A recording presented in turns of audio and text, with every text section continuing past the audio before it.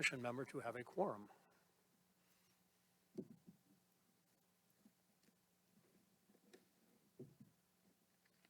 Haven't gotten anything back from either of them yet.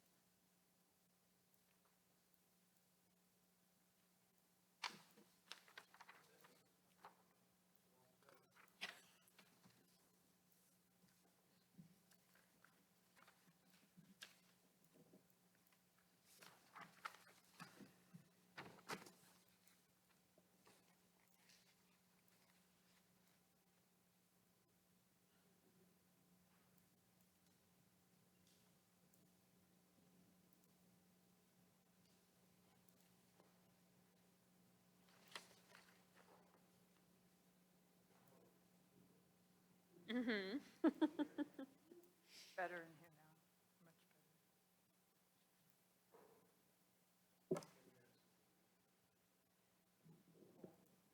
better. Open the door then.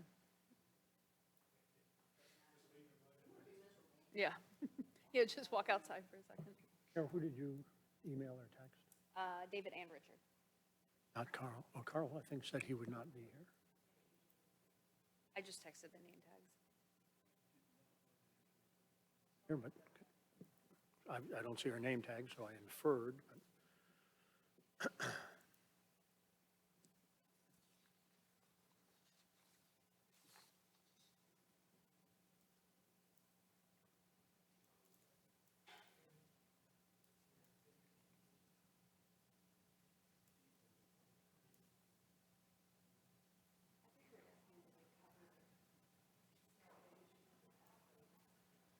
Oh, yes, like please wait or whatever. Yes.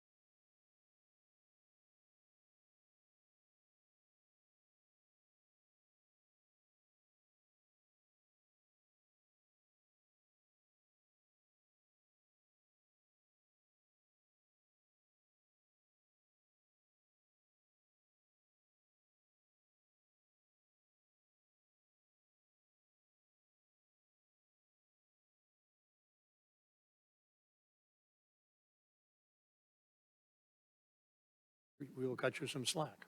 Also, we're too cold. Good. Aren't So we all? while David gets his IT connected, we do have a quorum and therefore can proceed. Are we by definition in a public meeting now? We are. So we are in a public meeting now. And purpose is to discuss specifically two changes to our standards, which David has put a lot of work in. The section on roofs he actually did several months ago.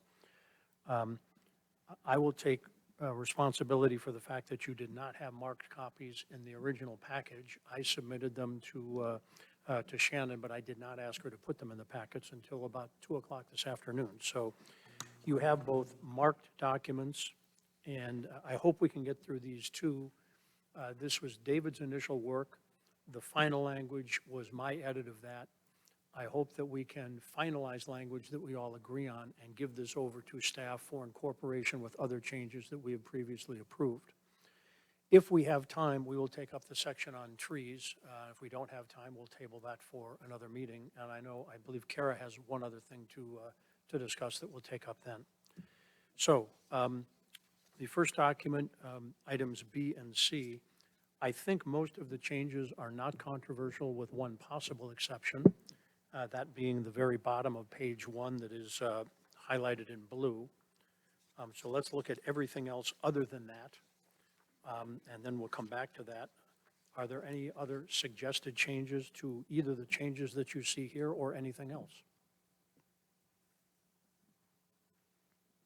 I would say as an overarching comment, I think the goal is to conform this to other changes we have made, incorporating the word must when we really feel that it's important that someone comply. And obviously putting the burden on an applicant to come to us if they don't want to comply, if they want some sort of variance from what our standards are. I'd say that's the overarching goal of this. And John? happy to take any comments from staff as well. Yes, Roxanne. Just a question, was your question directed toward, did we have any comments? Are you asking about just B and C right now and not Just the B and C right okay. now, yes. Thank you. Try and take it one document at a time.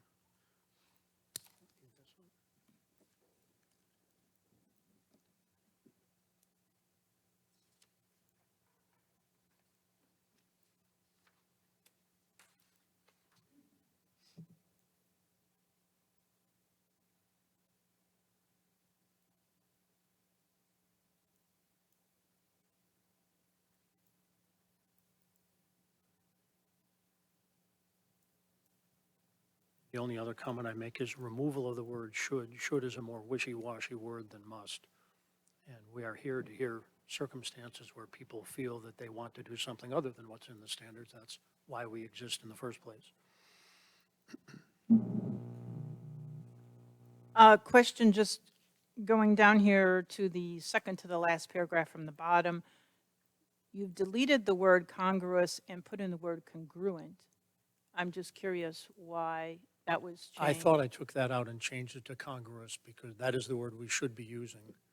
Right, but I see, Congruent, I believe, is a, mine is showing congruent, it's, Oh, yep.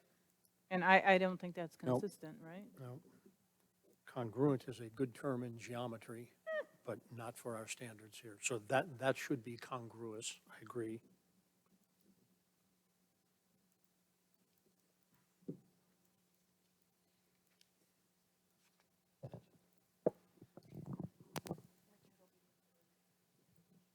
Good, good.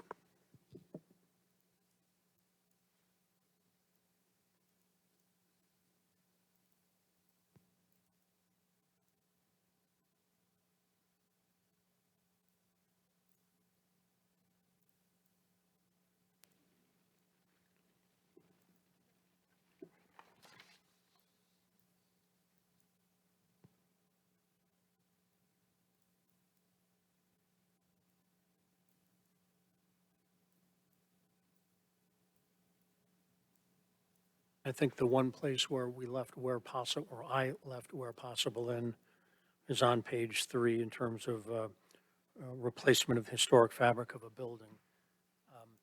I don't think there's any point in us trying to insist on that if the existing material is no longer available or not legal or something like that. So I didn't see any harm in leaving it there, even though we've removed it a bunch of other places.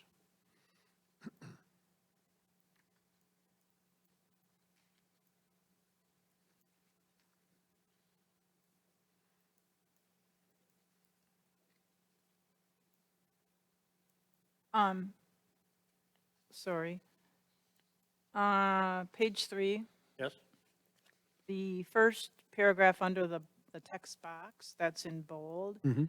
With the red lining, applicants, you've changed should, it said applicants should keep the following principles in mind. And you say you're changing that to must. I'm not sure, that's really not a standard. You know, applicants should keep the following principles in mind versus they must or else. You know, it's just keeping it in their mind. It's not a directive to a standard. I don't know if that one should be changed from should to must. Anyone else have a thought? I will Does I it will bow matter? to the majority of people here. I think that was one of David's, which I happen to Oh. like, but I'm not religious about it. I guess I think these three things are setting the very basic ground rules of what the standards are all about. And for that reason, I think the word must is more to the point. These are the basic rules of what we do. Okay. I was just curious where we came up with that. I think when people see should, they, there's at least an out for, you know, okay, I see should, I may or may not do the following, but Right. must, they have to at least consider. Well, those I three. guess my feeling is if you just keep it in your mind and you decide not to, because you don't have to, it doesn't mean you're going to do something wrong, because the must really applies to the standard, not to keeping it in your mind. Yeah, and That's- just to kind of keep this with these two sections in mind, this is the introductory portion of the Right. document. So this isn't the regulatory, but I understand the tone and the stage that's trying to be set. If we have the would-be applicant in the future who wants to take it upon themselves and have that initiative to grab this document and go cover to cover with it and try to really pick up the message that the village has tried to really give them, then they're going to take some of this to heart. Alex, I agree with that, and I think that's why I liked the change, although I think it was David's, which is if I read this and it says should, well, then maybe I just won't read the rest of it, whereas if it says must, maybe I will. I may still not. And this does, Telling me I must read, then, if I'm a builder at least, proposing to do work for someone, I think they should read that. We have a little bit more latitude when an individual comes to us without a builder or an architect. I think we treat them more gently in the meeting, although we don't necessarily approve anything differently, but. It gives it more import, I think, having must. I understand Yeah, it's, when it's not a I'm, standard. I'm fine with it either way, I just thought the discussion is I important. guess also, what I'm trying to encourage applicants to do is to go to the trouble of reading that basic document, the standards for treatment of historic properties. If you say should, it's like, here's a book out here if you want to read it. Exactly. Yep. And they're like, no, thank Okay, you. go read it. Yep. Like, read the rules. Because then at least they can't argue, oh, I didn't see that. You can't be ignorant of it if you were expected to read these. I think you think about what the intended audience and what the message you're trying to send is. Anyone who would hypothetically look at a should and just their thought process is that their mindset goes straight to, then they're probably not reading this section anyway. But if the hope is you get 1% of a return, any return on making this change, that you've led someone to read that, and that's truly what you're trying to achieve, then as is. And this is going to be echoed in the topic Carol wants to bring up later, assuming we have time. So I think it dovetails nicely with that. Are we content with leaving it at must for the moment? Okay, I have another question. sure. So further down on that page, so page 3, towards the bottom, it says substitute materials can be used if the original material is no longer available. Right before that, we said replacement of the historic fabric of a building, which includes materials, must use the same material as the original construction where possible. So one, my question is that redundant to have substitute materials can be used if the original material is no longer available? And two, are there other instances where substitute materials could be used? Like, are we saying only in the instance where those materials are not available can substitute materials be used? Well, I think, for me, I think here we're talking specifically about features which are historically significant to the structure. And the first statement about it does not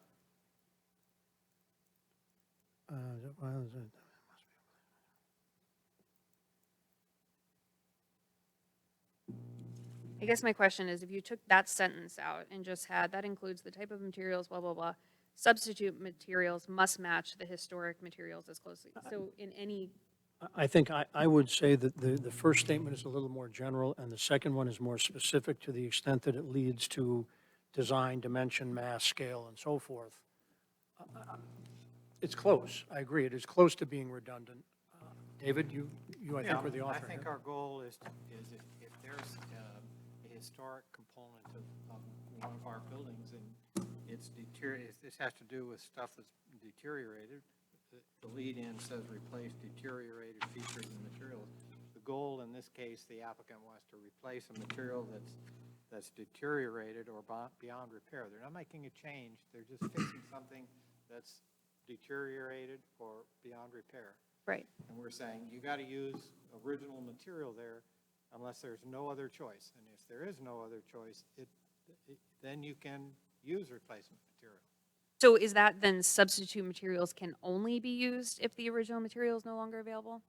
I guess my question is, if I was coming up to that sentence, I would probably be, confused is a little bit strong of a word, on several levels, because I wouldn't be sure if I was allowed to use substitute materials in any other context Yeah, I than, think the original language was that you cannot replace original materials just because you want to. okay,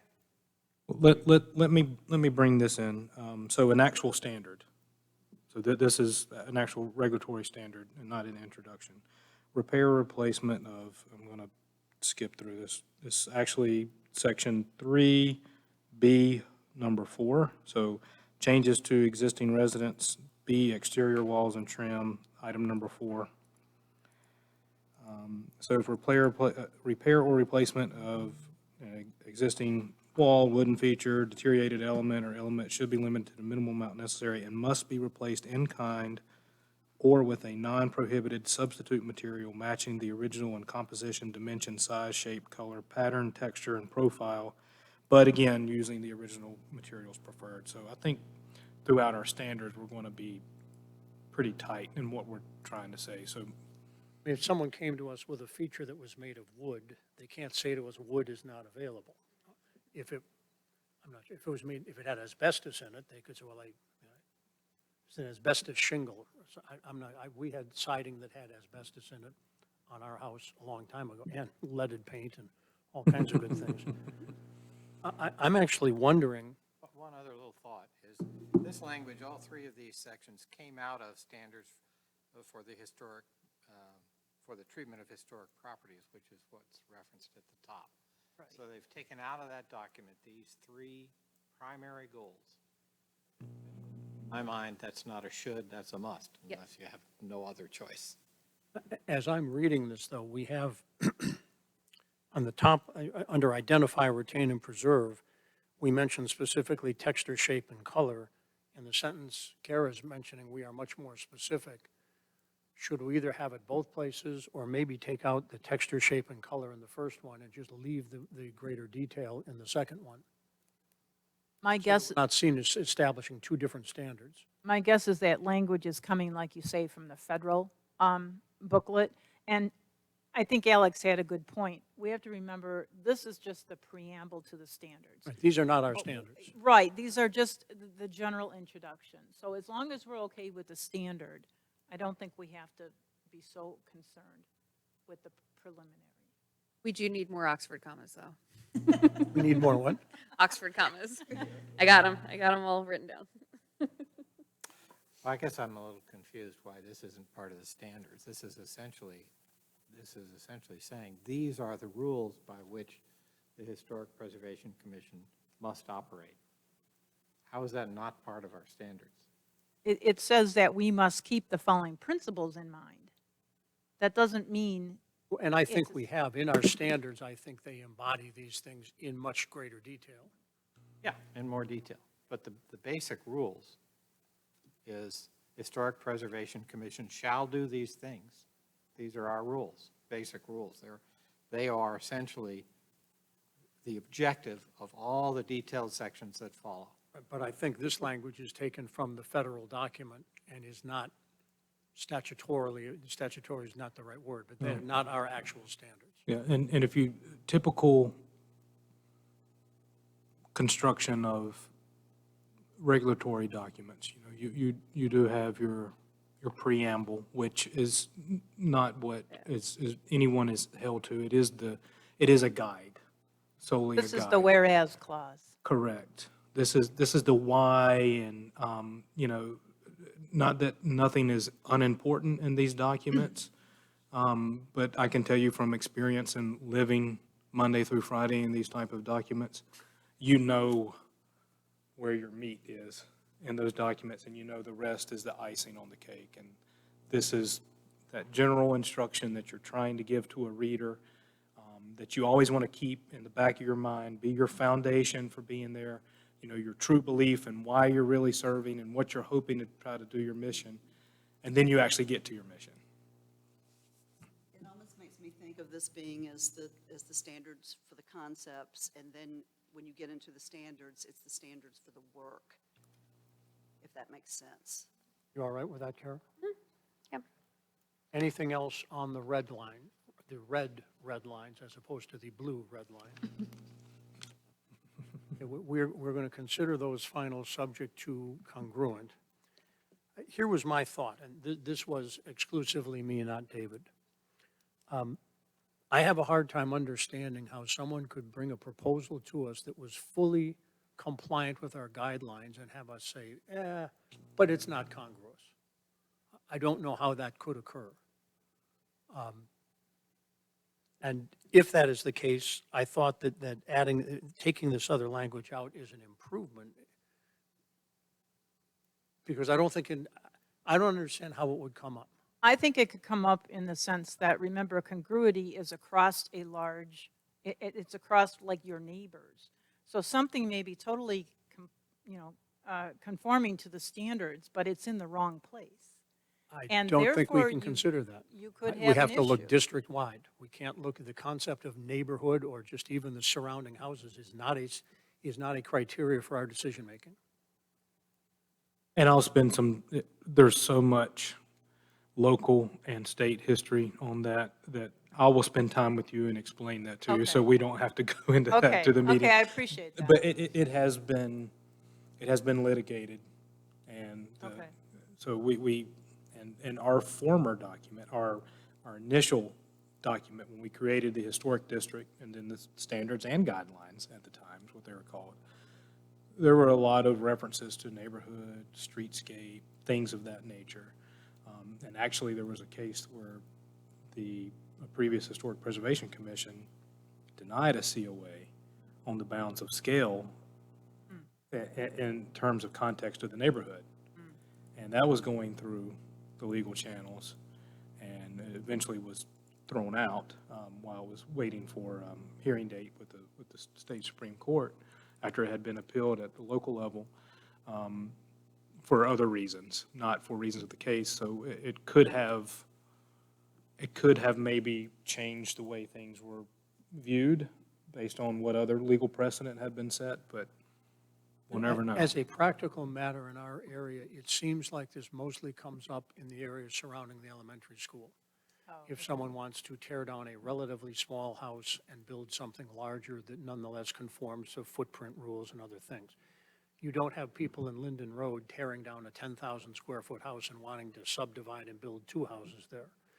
I suppose arguably someday we could see that. In my 6 years, we have not. But in any case, that is not a criteria we can use in approving or denying. So when we specifically say congruous, it means.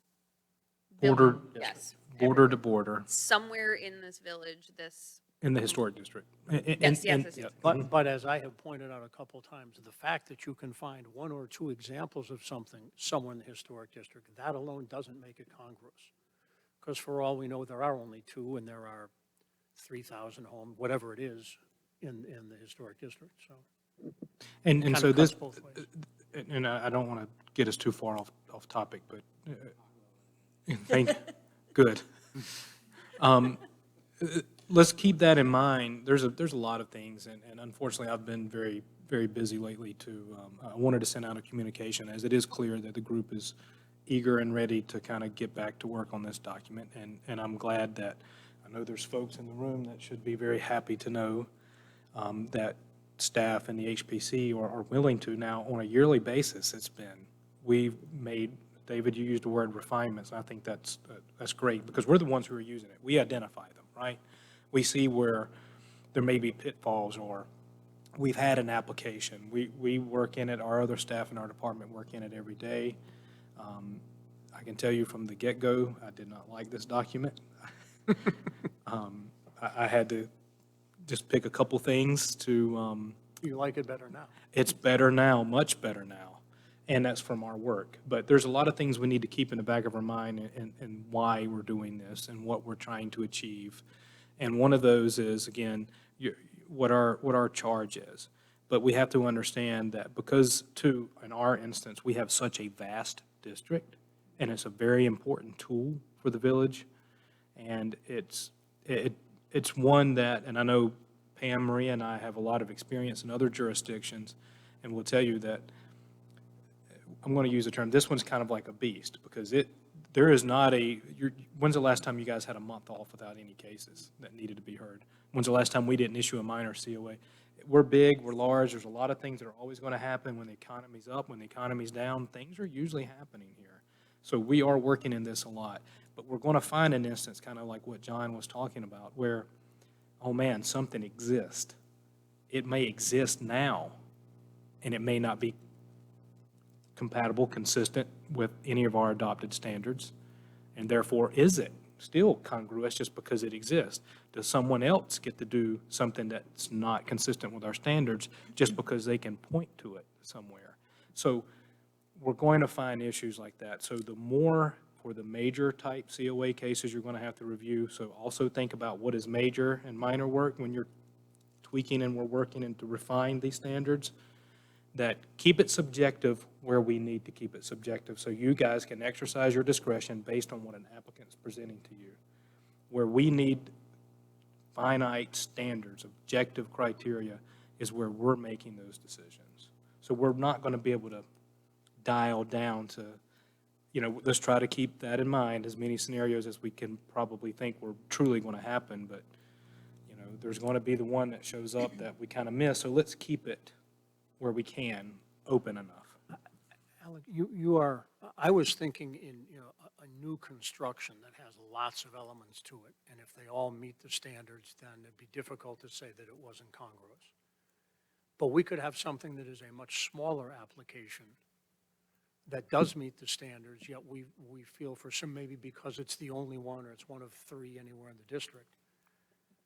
So I'm going to actually I propose, have a couple of thoughts here before we, certainly. because This is where you get Alex it, is Paul. unwilling to go off base. I feel a need to do so briefly. Okay. There is some history behind the question that we're discussing now. It has mostly to do with scale Okay. and the fact that our district is so eclectic. We have brand spanking new postmodern houses, and we have very old cottages, all in the same district. We have houses that are 1,200 square feet and 12,000 square feet. So the idea that you can essentially meet any of those is not really good for an individual neighborhood. Unfortunately, the rules are, as Alex mentioned, we can't do that. Okay. A lot of history about, which I suspect, after having talked to some people recently, that the issue of subdividing the historic district into smaller districts to allow for the idea of a contextual neighborhood is not particularly popular, although it's been discussed for, I don't know how many years, long time. And it's, Not recently, but multiple times in the past, yes. And a lot of that's part of what I would be glad to fill you in on. I'm sure Alex will tell you. Okay. No, I mean, it's interesting because, you just think about the situation where you have a row of 5 houses that are all, let's say, Tufts cottages. Okay, they're not small, they're not large, but they're cottages. And let's say one burns down. Okay, so it's gone. So now you have a lot. And then you have someone maybe who wants to build a huge house that's going to overshadow those homes. And as long as it fits the building code, they can do that because you cannot make the argument for scale or streetscape or anything like that.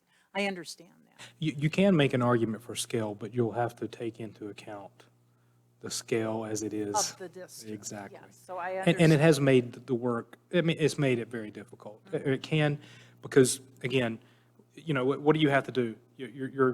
Your statutory charge is prevent anything that would be incongruous with the special character of the district. Right. Well, our special character is going to be much different than the special character of a mill town out near the western part of the state. That's probably very small. There's probably a railroad that runs through there. There's factories. There's little mill houses. They're all look the same. Or one of the Right. 4 districts they have in Winston-Salem. Exactly, where you can concentrate. Our special character is so many things. Diversity. And it's hard, and so that's our problem. Right. What are some of our greatest benefits is also our greatest challenge. and really carrying this out. Because of, you know, this town was built for a retreat for folks of means, and so through those years, those folks of means have made use of their means within the town as long as they've been allowed. You know, there hasn't been that regulatory control other than the Tufts family for most of it. So there is that eclectic style throughout and close by. So it is very difficult. I'm going to propose, David, anything further? One little comment to you, John. The idea that you can be thoroughly compliant and not congruous, just because you pick a set of colors off the approved palette doesn't mean that they go well together. That's part of our task. So you could say they are compliant by choosing the colors off the approved palette, and you can say, no, they just look like crap together. Pick another one. So. Are we allowed to say that? Like, is that, is that, Not crap. I mean, I am of the opinion that the purple and the orange that Clemson University uses for satellite don't go together. I think they're ugly personally. But is that a reason why we could deny a COA for colors off the palette? No, that's an aesthetic decision, as long as those colors are approved. right? We're not I entirely. don't, so I think, I'll have to look at the standard again, because I know we're kind of starting to run out of time to thumb through, because luckily, I haven't had to go through this document a lot in the past few months. So I know section N, I believe, is paint for changes to existing structures. So if the standard is written as such, if it's a major COA project, all right, there may be two tests, right? One, it's in the palette. Got it. The other one is that make it that it's congruous with the district or something there. So if someone does throw, well, black and white are both used, right? But let's say you paint every other part of a horizontal or vertical siding, you know? Well, I or think that- there the you'll green. tangibly be able to say, what you presented to us may meet the palette, but it did not meet our standard, and it is not congruous with anything in this district. Okay. Unless someone can bring you a photo, a historic photo where it happened, then it may make it a little more challenging. Yeah, we. But luckily, honestly, because of where we are, and there's very few folks who really are going to really Try that, throw something like that out. So we don't always have to think worst-case scenario, but we need to be protected too. So again, finding that balance. And we did that recently on a house, very recently. Even though the color that he initially proposed may not have been on the list, I'm sure you could have found one very close on the list. And to a man, we didn't like it. Oh. So there's no way we can be completely objective about what we're here to do. In 15 Fields Road, which we'll be hearing later today, the initial COA was deferred a month because the builder had proposed a color scheme that we would not approve. Was not in terms of its primary colors in the palette. Right. So, okay, I do want to try and move this along. I want to propose an amendment to my own amendment, which I hope is non-controversial, but nothing else has been, so why would I think this would be? In the blue, and by the way, my reason for stating this is, we often approve things which are not consistent with the standards, and when we do so, our specific language is that we find them not consistent, nevertheless congruous. So our approval itself covers that situation. I would propose in this, ending in the third line with the word district. We don't need to, as if they had complied with the standards. The whole reason that we've said it doesn't comply, we state the exceptions, and that's the basis on which we grant a COA. I would leave in the next sentence.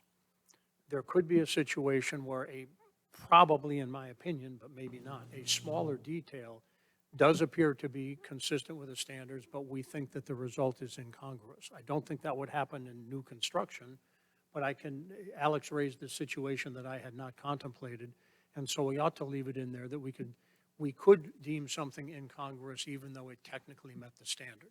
And it would typically be because the result of whatever they didn't. I don't think it'll happen very often, but I would agree that it is at least possible, so we shouldn't rule it out. And I would delete the rest of that statement. So you're just leaving in the sentence that starts conversely? Yes.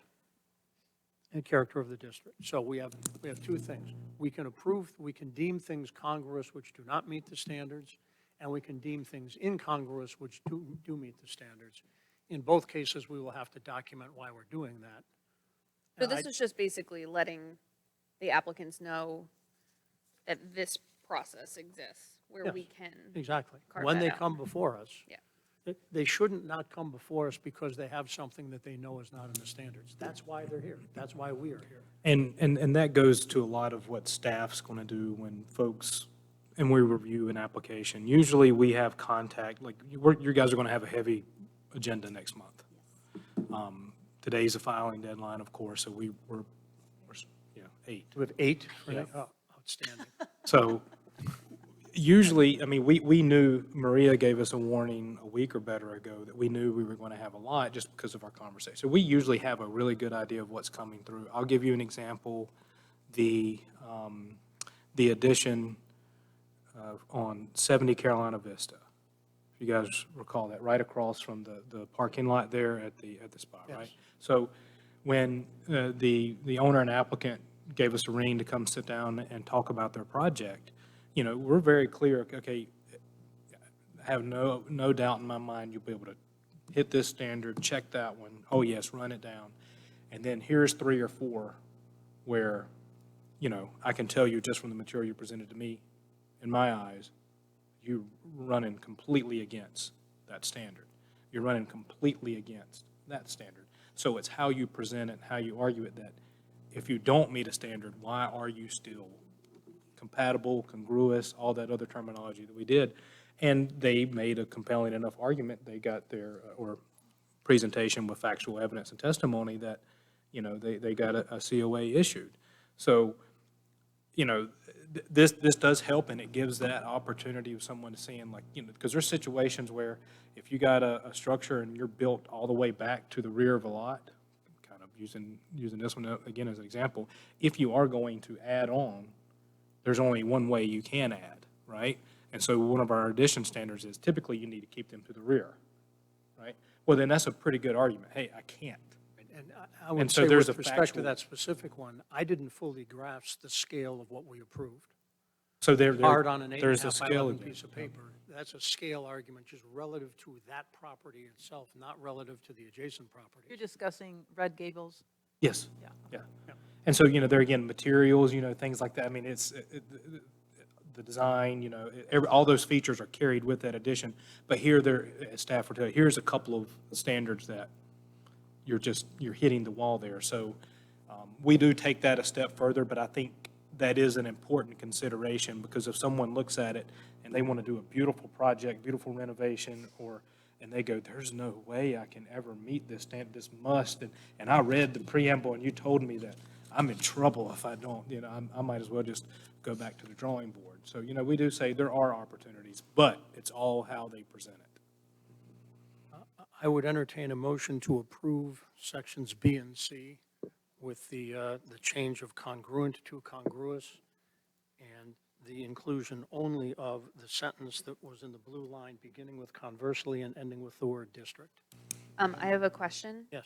If I'm adding Oxford commas, do I have to do that now before we approve it, or can I give that to Maria after? I am happy to subcontract that subject to no further approval.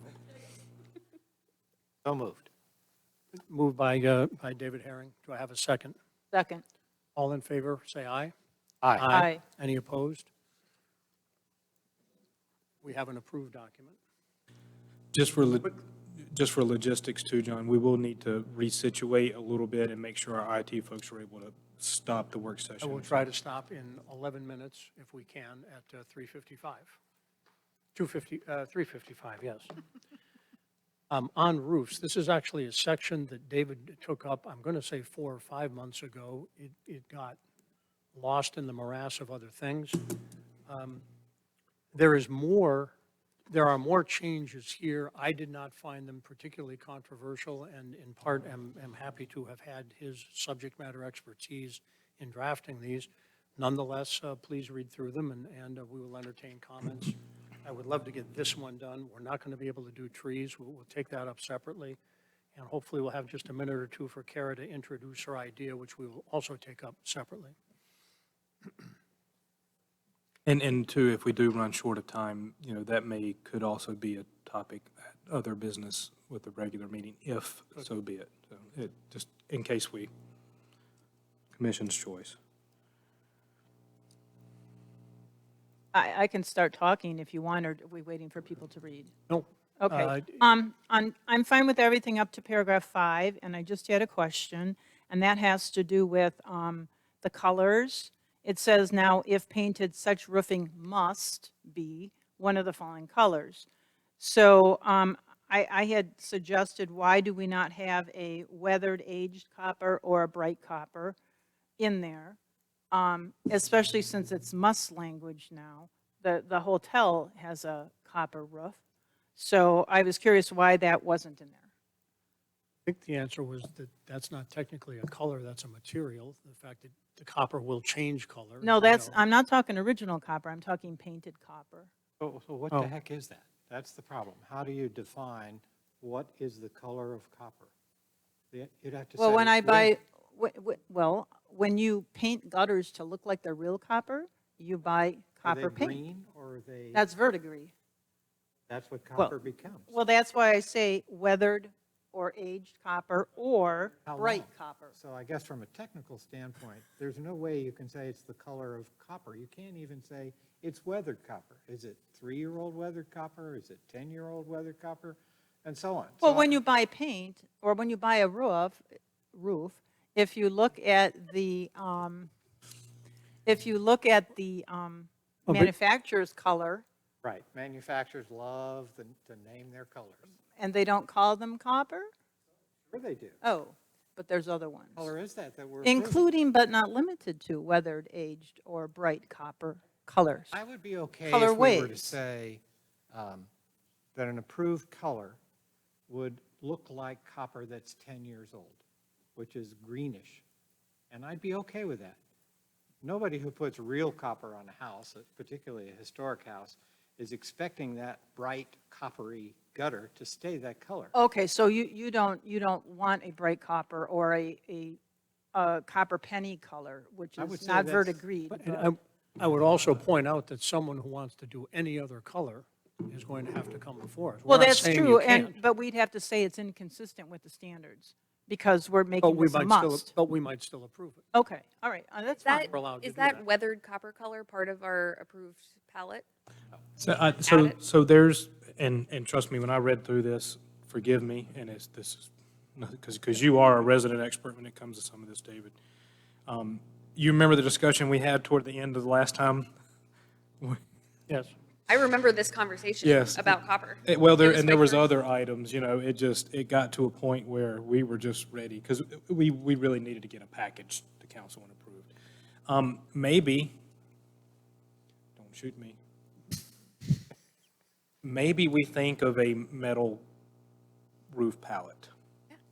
Maybe we find something we can actually, because if this is going to be a staff thing, we can hold it to the material that they bring to us.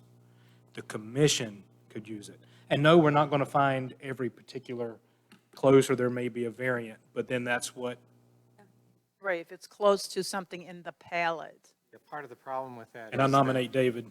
Yes, me too. Second. Talk about painted metal roofs. The manufacturer has a palette of colors that they manufacture. It's And very if vast. if we pick one, let's say we pick Paclad, which has one of the widest ranges of manufactured colors. If you go to another manufacturer, they may not have one that matches the one we just approved. So in terms of paint, you can custom mix paint for your wall to match any color you want. But metal roofs, not so much. You got to pick one off a manufacturer's list. Okay. So, David, a question, because I don't know. Our color palette typically uses, I believe, Benjamin Moore colors. We had someone come to us within the last couple of meetings with a shade of gray. Most of the shades of gray that are approved are, I would say, relatively dark. This was relatively light. There was no I even looked at the Benjamin Moore grays that are not on our approved palette, and there were none that were like this one. Now, one can say gray is gray, even though we have light gray and dark gray. If we pick any manufacturer, if there's an industry-leading manufacturer, we pick their palette, is that going to be broad enough to offer reasonable choice? well, if you pick a big one like Paclad, yes. Yeah. I'm not sure we want them all. But Because the, on that list is this bright copper. Right, yeah, if you don't want bright copper, leave it off, that's fine. It wasn't addressed, so I didn't know if it was missed. And wait, Alex, if we were to go that route, which I don't think we'll get to tonight, you would substitute that for these colors, say, an approved, the approved color palette for painted metal roofs, and there'd be an appendix with those in them?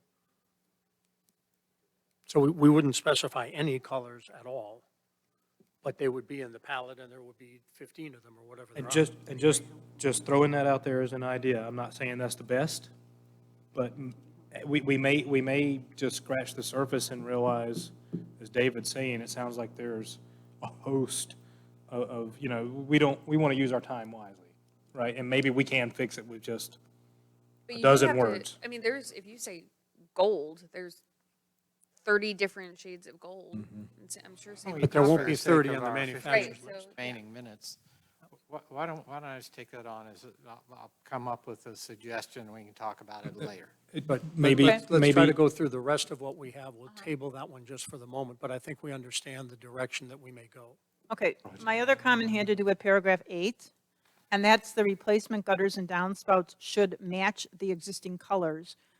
Existing colors of what? Of the gutters and downspouts that are remaining? That Of are the being- house? That are being replaced. Okay, well, I don't know that.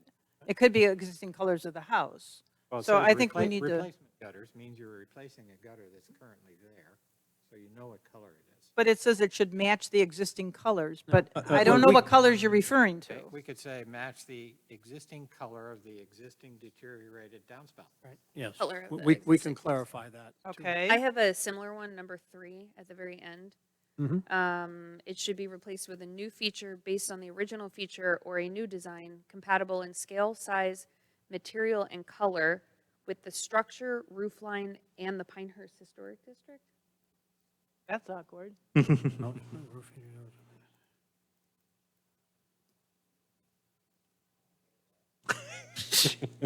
On scale, size, material, and color, with Color. the structure, roof line, and, No, there's something missing. Yeah, There's, something's missing.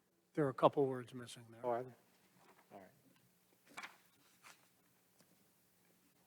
I That thought I has, hadn't touched that one, so maybe I, You didn't. did I? You didn't. And I feel like we're kind of jumping around now, and I'm sorry, but back on number 8, the second part of that sentence, after we make that clarification, it then goes to say, new downspout should match the color of the gutter or the color of the wall to which the downspout, maybe it should say the replacement downspouts, so we're just consistent, because the new, or like the addition of a new seems to be covered in item number 7. If the wall is white, for the sake of the argument, does that mean you have to have a white downspout? You cannot have any other color Or the gutter. or But- color?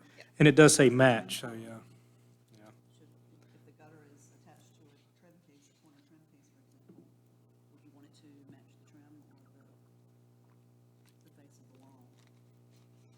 I had suggested language, basically, that would say something to the effect that all downspouts, whether new or existing, should match either the color of the gutters or the color of the wall behind which, they sit.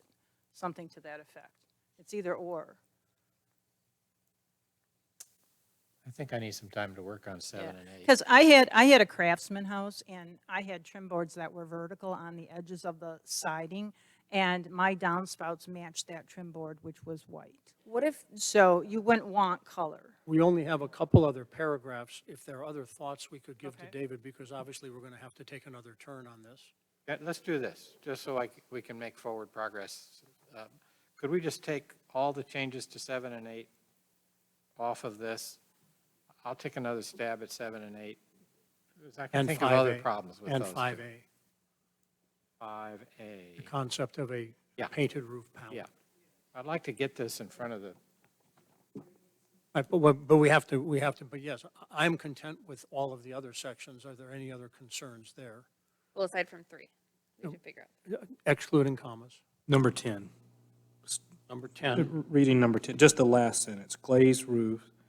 It seems like the sentence, it was starting to go somewhere, and then maybe it led, and maybe it's my copy that I have. Oh, yep, no, you're right.